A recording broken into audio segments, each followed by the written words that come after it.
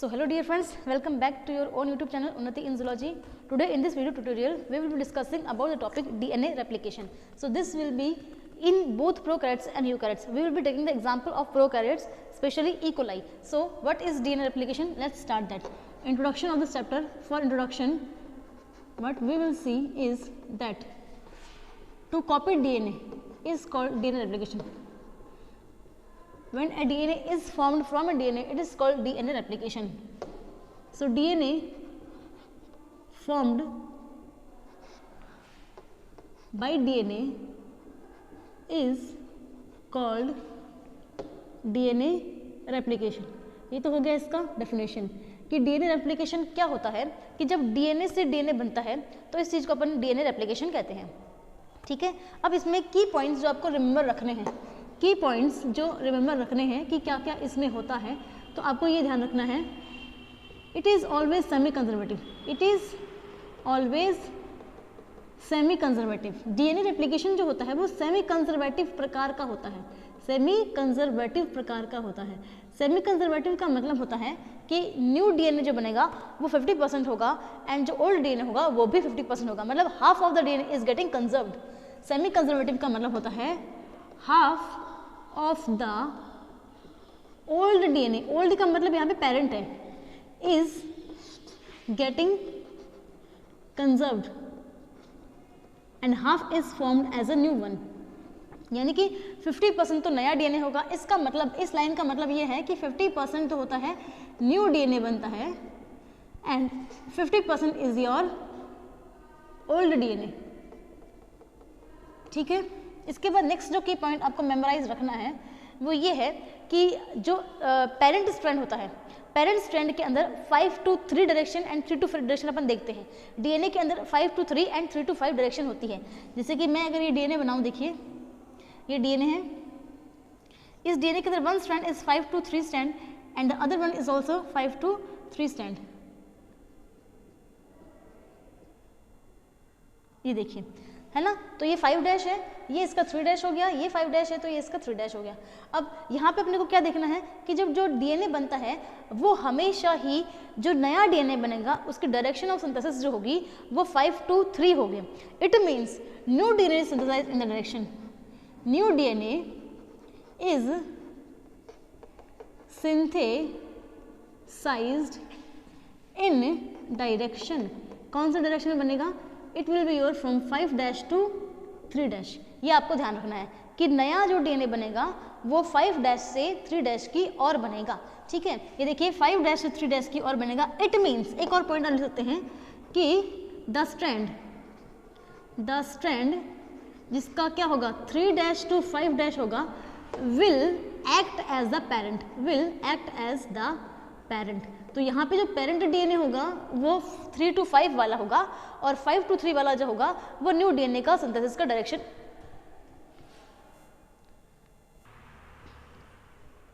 So DNA replication में हम बात कर रहे हैं कि जो नेचर होता है वो सेमी कंजर्वेटिव होता है. सेमी कंजर्वेटिव का मतलब जो नया डीएनए बनता है उसमें आधा 50% पुराना होता है. ठीक है, दूसरा पॉइंट कि न्यू डीएनए जो है वो सिंथेसाइज होगा डायरेक्शन में जिसकी होगी 5 to 3. उसके बाद अपन ने देखा कि जो 3 to 5 डायरेक्शन वाला है वो पेरेंट की तरह काम करेगा, वो पेरेंट की तरह काम करेगा, वो कॉपी करवाने वाला होगा. ठीक है, उसके बाद हमारे पास जो होती है enzyme machinery is required. Enzyme machinery is required. यहाँ पे बहुत सारे एंजाइम्स हैं जो इस डीएनए रेप्लिकेशन के लिए आवश्यक हैं, वो ज़रूरी होंगे, उनको अपने को ध्यान रखना होता है कि भाई हमें बहुत सारे एंजाइम्स चाहिए इस डीएनए को रेप्लिकेट करने के लिए. ठीक है, इसके बाद देखिए इंट्रोडक्शन अपन ने देख लिया, की पॉइंट्स मोस्टली यही हैं. इसके बाद अपन आते हैं रिक्वायरमेंट्स पे. अच्छा, एक और बात मुझे याद आई है जो आप इसमें ऐड करेंगे की पॉइंट्स में. ठीक है, कि क्या डीएनए रेप्लिकेशन जो है ये ऑकर करता है, replication occurs in S phase of cell cycle. Very important, cell cycle की एस फेज के अंदर जिसे अपन सिंथेसिस कहते हैं उसी के अंदर ये होता है. ठीक है, तो सेल साइकिल की एस फेज के अंदर डीएनए रेप्लिकेशन होता है और किसी भी वाले में नहीं होता. G1 है, एस फेज है, G2 फेज है, फिर आपका इंटरफेज में प्रोफेज, माइटोस, प्रोफेज के बाद मेटाफेज, एनाफेज, टेलोफेज आती हैं, उनमें नहीं रेप्लिकेशन होता है. क्वेश्चन जो डीएनए रेप्लिकेशन होता है किस स्टेप में, that is your S phase of interphase, है ना। अगर आपको माइटोसिस याद है, सेल डिवीजन याद है, तो माइटोसिस में अपन क्या देखते हैं कि पहले तो इंटरफेज होता है, फिर एम फेज होता है। इंटरफेज में आपकी G1 फेज, एस फेज और G2 फेज आते हैं। तो इस एस फेज के अंदर डीएनए रेप्लिकेशन होता है। अगर मैं सेल साइकिल की बात करूँ, है ना, सेल साइकिल की बात करूँ तो सेल साइकिल के अंदर सबसे पहले क्या आती है, इंटरफेज आती है ना, इंटरफेज आती है अपनी, जो कि 11 कितने घंटे चलती है बताओ। इंटरफेस चलती है 23 आवर्स के लिए, 23 आवर्स के लिए चलती है। और इसमें सबसे पहले G1 आती है, फिर एस फेज आती है, फिर G2 फेज आती है, और G2 से फिर जो चलती है उसे अपन एम फेज कहते हैं, एम फेज में फिर अपना प्रोफेज, मेटाफेज, एनाफेज, टीलोफेज आता है, और फिर साइटोकाइनेसिस होता है। ये तो कैरियोकाइनेसिस था। इसके बाद ये जो 1 घंटे में काम होता है, बाकी ये टाइम लेता है। तो इसमें एस फेज जो है, सिंथेसिस फेज में डीएनए रेप्लिकेशन होता है। अब आपको ध्यान रखना है कि एंजाइम्स कौन से होंगे, जिसे अपन कहते हैं रिक्वायरमेंट्स कि क्या क्या इसमें अपने को रिक्वायरमेंट्स चाहिए होंगे। तो आपको ध्यान रखना है कि कौन से एंजाइम्स इस डीएनए रेप्लिकेशन में पार्ट करेंगे, जिनका रोल होगा। तो सबसे पहला एंजाइम जो मोस्ट इंपॉर्टेंट है, that is your helicase enzyme. Helicase enzyme नाम से ही पता चल रहा होगा, हेलिक्स को ओपन करने वाला एंजाइम है। ये जो हेलिक्स है, डीएनए जो helical structure, double helix structure होता है डीएनए, है ना, डबल हेलिकल स्ट्रक्चर होता है। तो इस हेलिक्स को ओपन करने के लिए जो एंजाइम आएगा वो कहलाएगा हेलिकेज एंजाइम। कौन सा होगा, हेलिकेज। ये क्या करेगा, to open the DNA helix, to open the DNA helix को ओपन करने का ये काम करेगा, ठीक है। इसके बाद जब डीएनए हेलिक्स ओपन हो जाएगा तो इससे क्या हो जाएगा, जो डीएनए आपका होता है, डबल स्ट्रैंड डीएनए है, वो कन्वर्ट हो जाएगा सिंगल स्ट्रैंड डीएनए के अंदर, क्योंकि तोड़ दिया है उसको।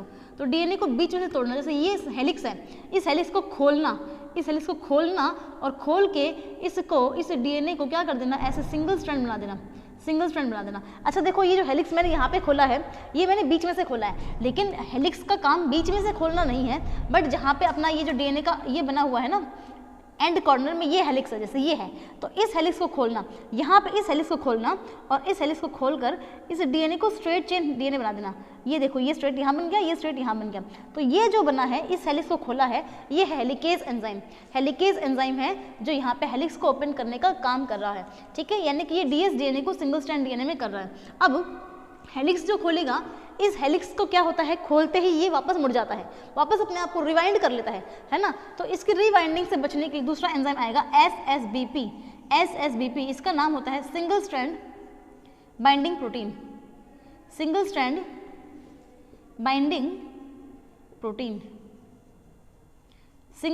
बाइंडिंग प्रोटीन का मतलब है एसएसबीपी। ये क्या करता है, helps to unwind the dsDNA फिर से वापस डीएसडीएनए नहीं बन जाए, इसके लिए हेल्प करता है, यानी कि मेंटेन करता है सिंगल स्ट्रैंड को। इसका काम क्या है, टू मेंटेन द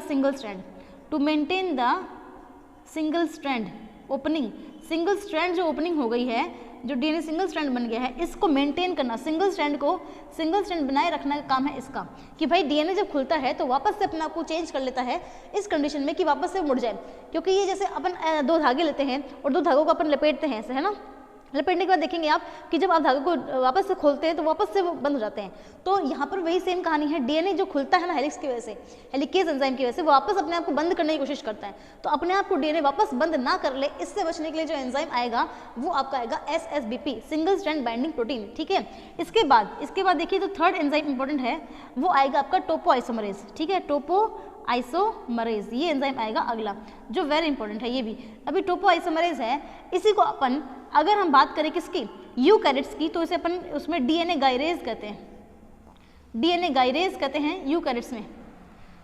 प्रोकैरियोट्स में से टोपोआइसोमरेज कहते हैं, यूकैरियोट्स में इसी एंजाइम को डीएनए गायरेज कहते हैं। तो दोनों एक ही नाम है, टोपोआइसोमरेज एंड डीएनए गायरेज, दोनों का एक ही काम है। इनका क्या काम है, इनका ये काम है, जैसे अभी एग्जांपल मैंने बताया कि धागा है, उस धागे को अपन ने क्या करा है, ऐसे फोल्ड किया हुआ है ना। तो धागा जब अपन एक साइड से खोलते हैं तो अपन देखते हैं कि उसकी पिछली साइड में क्या हो गया है, कम्प्लेक्सेशन आ गया है, उसका पिछली साइड एक साइड से इकट्ठा हो जाएगा। जैसे आप इसको इधर से खोलोगे ना, जितना आप इसको इधर से खोलते जाओगे उतना ही इधर कॉइलिंग आ जाएगा, इधर से मुड़ जाएगा, कॉइलिंग आ जाएगा। इसे कहते हैं नेगेटिव सुपर कॉइलिंग, क्योंकि पीछे की साइड में आ रहा है।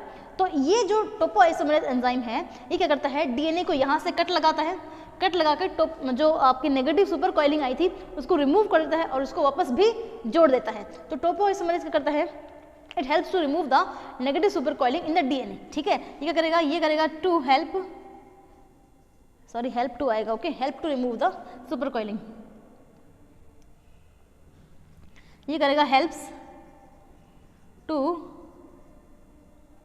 Remove the DNA negative super coiling. Negative super coiling, ये वर्ड आपको ध्यान रखना है कि ये नेगेटिव सुपर कॉइलिंग क्या होती है। तो जब डीएनए ओपन होता है, ओपन होने की वजह से स्ट्रैंड का जो डीएनए का स्ट्रैंड है वो एक साइड से खुलता है, एक साइड से खुलता है, लेकिन उसके ऊपर में क्या होता है, उसके ऊपर में गांठें बनने शुरू हो जाती हैं कि वो डीएनए का जो खुलना हुआ है ना वो एक जगह जाके ऊपर इकट्ठा हो जाता है। तो वो ऊपर इकट्ठा हुआ है वो क्या करता है, आगे कंप्लेक्शन करता है, जितना आगे खुलेगा उतना वो इकट्ठा होता रहेगा। तो ऐसा होगा तो दिक्कत हो जाएगी, इसीलिए उस जो ऊपर जो इकट्ठा हुआ पार्ट है उसको रिमूव करने के लिए टोपोआइसोमरेज एंजाइम या फिर डीएनए गाइरेज एंजाइम काम करता है, और ये क्या करता है, सुपर कॉइलिंग को रिमूव करता है। इसको चीज़ को बोलते हैं सुपर कॉइलिंग। ठीक है, तो डीएनए गाइरेज जो है इसके पास डीएनए रेस्ट्रिक्शन की भी कैपेसिटी है और लाइगेज की भी कैपेसिटी है, डीएनए को काट भी रहा है और जोड़ भी रहा है ये। तो ये अपना हो गया टोपोआइसोमरेज। ठीक है, इसके बाद जो अगला एंजाइम इंपॉर्टेंट है अब वो देख लेते हैं। चलिए तो देखिए, हेलिकेज एंजाइम काम हो गया, फिर एसएसबीपी का हो गया, फिर टोपोआइसोमरेज का हो गया। ये तीनों एंजाइम एक ही पॉइंट पे काम कर रहे हैं, है ना। हेलिकेज ने यहाँ से खोला था, एसएसबीपी भी इसके यही पास जुड़ा था ताकि ये रिवाइंड ना हो जाए, और टोपोआइसोमरेज भी यही है ताकि यहाँ पे जो कॉइलिंग बनी है उस कॉइलिंग को वो रिमूव कर सके। टोपोआइसोमरेज इनसे थोड़ा सा आगे काम करता है, बस इतना ही है। ठीक है, अब जो नेक्स्ट पॉइंट आएगा अपना चौथा, फोर्थ, थर्ड यहाँ लिख दिया है, फोर्थ यहाँ लिख रही हूँ मैं कि जो अगला एंजाइम काम आता है अपने वो है आरएनए प्राइमेज, या फिर इसको आप आरएनए प्राइमेज ना कहकर सिर्फ प्राइमेज भी कह सकते हो। ये प्राइमेज क्या करता है, primase help in the synthesis of RNA primer. Primase है तो ये प्राइमर को बनाने का काम करता है, प्राइमर को बनाने का काम करता है। ये क्या करेगा, helps to synthesize RNA primer. और प्राइमर क्या होता है, ओलिगो न्यूक्लियोटाइड सीक्वेंस होती है नॉन एफयू की, है ना। आरएनए प्राइमर क्या होता है, ये ओलिगो न्यूक्लियोटाइड सीक्वेंस है।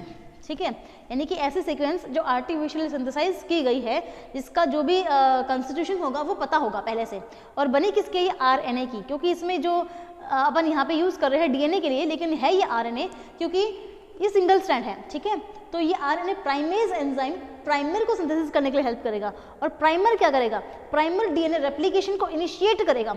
शुरुआत करने के लिए जो ऐड होगा वो प्राइमर होगा, क्योंकि सबसे पहले जो डीएनए के पास न्यूक्लियोटाइड पूल से आएगा वो यहाँ पे होता नहीं है, न्यूक्लियोटाइड पूल से लाने की कैपेसिटी होती नहीं है किसके पास, जो मेन एंजाइम अपना डीएनए पॉलीमरेज उसके पास।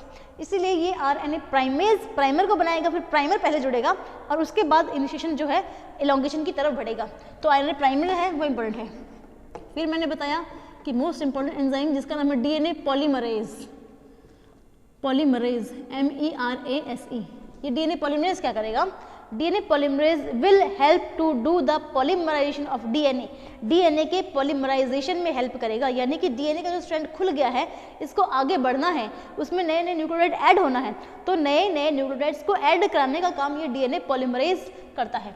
ठीक है, ये क्या करता है, helps in polymerization, helps in polymerisation.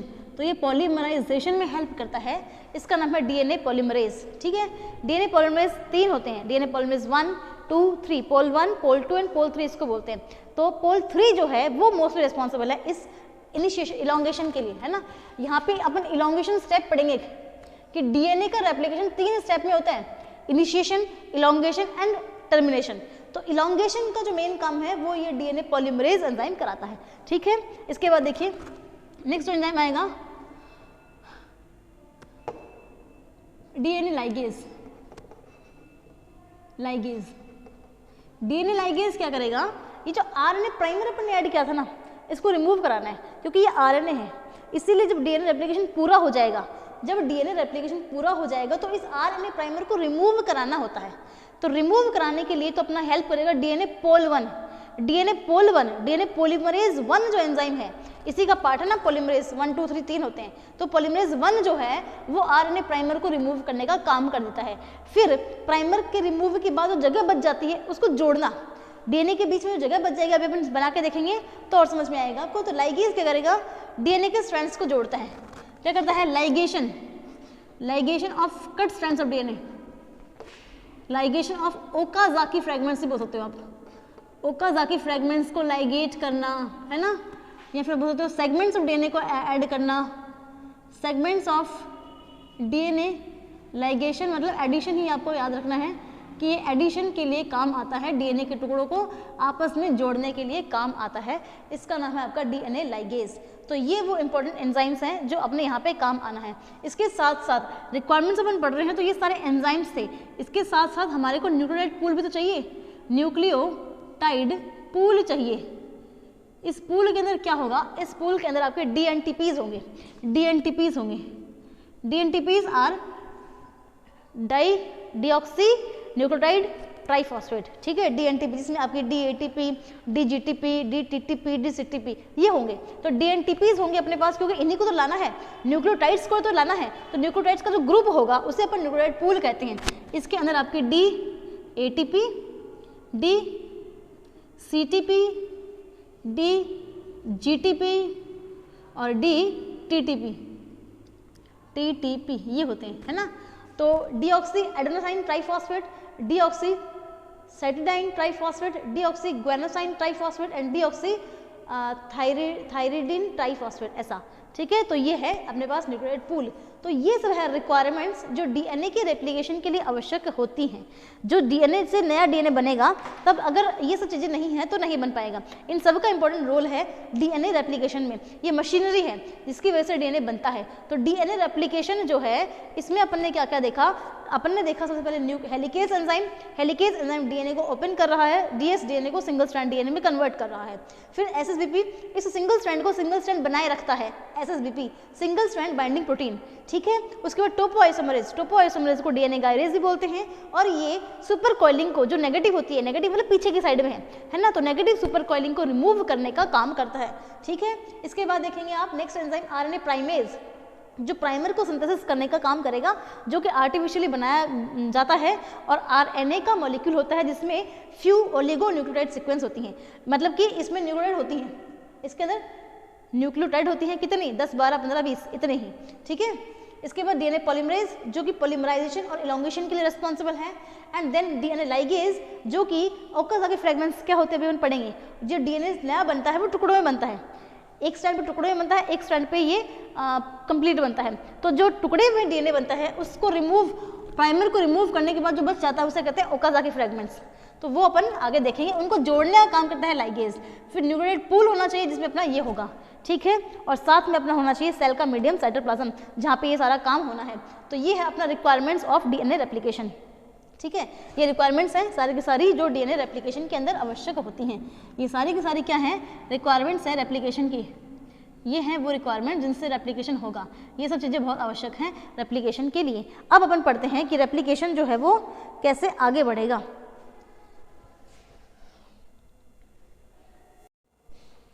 चलिए तो आगे अपन बात कर लेते हैं अब डीएनए रेप्लिकेशन के स्टेप्स की। डीएनए रेप्लिकेशन क्या होता है अपन ने देखा, उसमें अपन रिक्वायरमेंट्स क्या क्या होती हैं वो देखी। अब अपन देखेंगे डीएनए रेप्लिकेशन के स्टेप्स क्या क्या होते हैं, ठीक है। तो इसमें जो स्टेप्स आएंगे वो 3 स्टेप्स होते हैं जो होते हैं। पहला वाला इनिशिएशन, डीएनए रेप्लिकेशन का इनिशिएशन मतलब शुरुआत होना। उसके बाद सेकंड स्टेप आएगा आपका इलोंगेशन मतलब कि बढ़ना, इलोंगेशन का मतलब वो जो स्ट्रैंड होगा वो बढ़ेगा।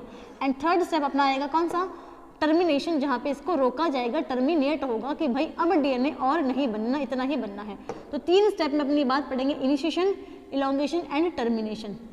ये 3 स्टेप होते हैं डीएनए के रेप्लिकेशन के लिए। तो डीएनए के रेप्लिकेशन के लिए ये 3 स्टेप हैं जो अपने को अभी देखने हैं, इनिशिएशन, इलोंगेशन एंड टर्मिनेशन। अब हम डायग्रामेटिक व्यू में देखेंगे कि कैसे रेप्लिकेशन होता है। तो देखो मैं सारा का सारा डीएनए नहीं बना रही हूँ, बस थोड़ा सा डीएनए का जो स्ट्रैंड है वो बना रहे हैं अपन, ठीक है। ये है अपना डीएनए का स्ट्रैंड, ये है डीएनए का स्ट्रैंड, यहाँ तक मैंने बना लिया। अब यहाँ पे जो ये डीएनए का स्ट्रैंड है, ये देखो, ये जो मतलब अभी क्या होता है, इसके बाद ये ऐसे आता और ऐसे आता, ये ऐसे आता ना, फिर आगे और ऐसे ही कंटिन्यू करता। तो अपन इसको रिमूव करते हैं और अपन यहाँ पे दिखा देते हैं कि एक हेलिक्स ओपन हो गया है। अभी आगे मैं क्या करने वाली हूँ, एक हेलिक्स ओपन करने वाली हूँ। तो ये हेलिक्स ओपन हो गया है और ऐसे चला गया सीधा, फिर ये हेलिक्स भी ओपन हो गया और ये चला गया ऐसे सीधा, और फिर अगर आप देखोगे आगे तो आपको फिर से ये कॉइलिंग दिखाई देगी ऐसे, ठीक है। ये फिर से अपने वापस ऐसा का ऐसा डीएनए यहाँ शुरू हो गया, यानी कि बीच में से कहीं पर जहाँ पे इनिशिएशन हो रहा है वो बीच का ये पार्ट है। इसमें जहाँ पे जो हेलिक्स खुली है इसे रेप्लिकेशन फॉर्क कहते हैं। तो इसका नाम है रेप्लिकेशन फॉर्क। रेप्लिकेशन फॉर्क का क्या मतलब होता है, इसका मतलब होता है कि डीएनए के सेगमेंट, डीएनए का वो सेगमेंट जो रेप्लिकेशन के लिए खुला है। हेलिकेज ने जहाँ एक्टिविटी दिखाई है और जिस हेलिकेज ने जहाँ जितने डीएनए के पार्ट को खोला है उसे रेप्लिकेशन फॉर्क कहते हैं। सबसे पहला इनिशिएशन में क्या काम होगा, इनिशिएशन में सबसे स्टेप नंबर 1 होगा कि सबसे पहले डीएनए हेलिकेज एंजाइम आएगा और हेलिकेज इस डीएनए को ओपन करेगा, अनवाइंड करेगा, ठीक है। तो देखो यहाँ पे हेलिकेज लगा हुआ है, ये आपका हेलिकेज है, जो मैं ट्राइंगल में बना रही हूँ ये हेलिकेज है। ये कौन सा है, हेलिकेज। हेलिकेज क्या कर रहा है, हेलिकेज हेलिक्स को ओपन कर रहा है। इसने इस हेलिक्स को ओपन किया, देखो यहाँ पे हेलिक्स लगेगा ना, ये आगे चलेगा यूँ, जैसे ये आगे यूँ कर चलेगा ये पीछे सरकेगा यूँ, ये चीज़ ऐसे पीछे सरकेगी, ये सरकेगी इधर सरकती जाएगी ये, और जैसे ये इधर सरकती जाएगी ना ये खिंचाव पैदा हो जाएगा यहाँ पे, और जो यहाँ खिंचाव पैदा होगा उसी को अपन नेगेटिव सुपर कॉइलिंग कहते हैं। और ये यहाँ पर डीएनए हेलिकेज ने क्या किया है, इस स्ट्रैंड को ओपन किया है। अब ओपन कर दे, इसके ऊपर लग जाएगा कौन, एसएसबीपी। ये गोला मैंने बनाया है एसएसबीपी का, सिंगल स्ट्रैंड बाइंडिंग प्रोटीन का, जो कि इसको क्या कर रहा है, इस सिंगल स्ट्रैंड को सिंगल स्ट्रैंड बनाए रखने का काम कर रहा है, वो सिंगल स्ट्रैंड बाइंडिंग प्रोटीन। और यहाँ पर जहाँ पर सुपर कॉइलिंग आ गई है, कौन सी, नेगेटिव सुपर कॉइलिंग आ गई है। देखो मैंने अभी आपको बताया कि हेलिकेज जब ओपन करेगा तो ये खिंचाव यहाँ सरका जाएगा, ये खिंचाव यहाँ सरकेगा, ये गांठ इसके पास आ जाएगी, फिर और खींचेगा तो ये इसके पास आ जाएगी, तो ये बहुत सारी एक जगह इकट्ठी हो जाएंगी ऐसे। तो इसे अपन कहते हैं नेगेटिव सुपर कॉइलिंग। इस नेगेटिव सुपर कॉइलिंग को रिमूव करने के लिए मैंने देखो यहाँ ये बनाया है टोपो आइसोमरेज, ये बनाया है मैंने टोपो आइसोमरेज। ये टोपो आइसोमरेज क्या करता है, यहाँ से डीएनए को कट लगाता है, कट लगा के इस वाले को रिमूव करता है, जितने भी कॉइलिंग होंगे उनको रिमूव करता है और वापस से डीएनए को जोड़ देता है। तो नेगेटिव सुपर कॉइलिंग को रिमूव करने का काम करता है ये टोपो आइसोमरेज। ये तीनों ही काम इनिशिएशन में हो जाते हैं, क्योंकि ऐसे ही शुरुआत होगी डीएनए के खुलने की, ठीक है। तो डीएनए रेप्लिकेशन इनिशिएशन के लिए सबसे पहला काम होगा, helix will open the strand. Helix क्या करेगा, ओपन करेगा स्ट्रैंड को। हेलिक्स इज ओपनड, है ना, helix is opened. Helix open होगी किसके द्वारा, हेलिकेज के द्वारा। फिर इसको स्टेबलाइज किया जाएगा, हेलिक्स इज स्टेबलाइज्ड। जो हेलिक्स ओपन हो गई है उसको स्टेबलाइज किया जाएगा किसके द्वारा, एसएसबीपी के द्वारा। फिर टोपो आइसोमरेज क्या करेगा, सुपर कॉइलिंग को रिमूव करेगा। Super coiling is removed, super coiling को रिमूव किया जाएगा, ठीक है। ये ना बहुत शॉर्ट दिख रहा होगा आपको, जूम करके देखना, या फिर इसको क्या करना, आप जो मैं बोल रही हूँ डिटेक्ट कर रही हूँ तो अपने वाले में अपने हिसाब से लिख लीजिएगा अपनी कॉपी में, ठीक है, या फिर पढ़ने की कोशिश कीजिएगा। सबसे पहले हो गया इनिशिएशन। इनिशिएशन में 3 काम हो जाते हैं, फिर अपना हो जाता है ये ओपन, ठीक है। अच्छा, इसमें इनिशिएशन में नेक्स्ट क्या होगा, इसके बाद यहाँ पे देखो ये स्टैंड अगर मैं 5 ले रही हूँ, ये 5 डैश है, ये 3 डैश है, ठीक है, और ये इसका 3 डैश है और ये इसका 5 डैश है। ये मैंने डीएनए के डेफिनेशंस ले ली। अब देखो यहाँ पे मैंने कहा था आपको 3 to 5 वाला पेरेंट स्ट्रैंड की तरह काम करेगा, तो 3 to 5 वाला पेरेंट स्ट्रैंड की तरह काम करेगा, और जो नया डीएनए सिंथेसिस होगा वो 5 to 3 डायरेक्शन में होगा। नया डीएनए सिंथेसिस 5 to 3 डायरेक्शन में होगा, ठीक है। तो देखो यानी कि जो नया बनेगा डीएनए वो इधर बनना है, और यहाँ जो नया बनना है वो इधर बनना है ना, इधर बनना है ना। तो ये देखो इधर बनेगा ये और ये बनेगा इधर, ऐसे। तो हमको अब नेक्स्ट स्टेप में क्या करना है, अब नेक्स्ट स्टेप में आरएनए प्राइमेज क्या करेगा, प्राइमर सिंथेसिस कर देगा, है ना। फिर नेक्स्ट स्टेप में जो सिंथेसिस होगा प्राइमर का सिंथेसिस हो जाएगा। अब जैसे ही प्राइमर का सिंथेसिस हो गया, देखो फर्स्ट स्टेप था ये हेलिकेज का जुड़ना, सेकंड स्टेप है ये एसएसबीपी का जुड़ना, थर्ड स्टेप है टोपो आइसोमरेज को रिमूव करना, और फोर्थ स्टेप है आरएनए प्राइमेज के द्वारा प्राइमर का बनना। और जैसे ये प्राइमर बनेगा तो ये क्या हो जाएगा, primer added at 5 end at 3 end, है ना, 3 एंड ऑफ पेरेंट डीएनए, जो 3 एंड होगा वहाँ जुड़ेगा तो उसे हम पेरेंट डीएनए कह देंगे, तो इधर जुड़ेगा क्योंकि ये 3 एंड है पेरेंट का, ठीक है, तो यहाँ जुड़ेगा आके। और इसमें देखो, इसमें कहाँ जुड़ेगा, 3 एंड ये है तो यहाँ आके जुड़ेगा, है ना, ये 3 एंड यहाँ जुड़ेगा, तो ये आपका आरएनए प्राइमर आके जुड़ गया। ये कौन आके जुड़ गया, ये आपका आरएनए प्राइमर आके जुड़ गया। ये हो गई अपनी इनिशिएशन। आरएनए प्राइमर जुड़ने तक का काम है इनिशिएशन। क्या है, इनिशिएशन। इस आरएनए प्राइमर को बनाया किसने था, आरएनए प्राइमेज ने बनाया था। ये हो गया यहाँ तक अपना इनिशिएशन का काम। देखो इनिशिएशन में क्या क्या हुआ, एक बार फिर से अपन बात कर लेते हैं। डीएनए रेप्लिकेशन के इनिशिएशन में क्या क्या हुआ, तो देखिए सबसे पहले हेलिकेज एंजाइम ने डीएनए हेलिक्स को ओपन किया और बनाया रेप्लिकेशन फॉर्क। फिर हेलिकेज के पास एसएसबीपी आया जिसने डीएनए को सिंगल स्ट्रैंड बनाए रखने के लिए हेल्प किया।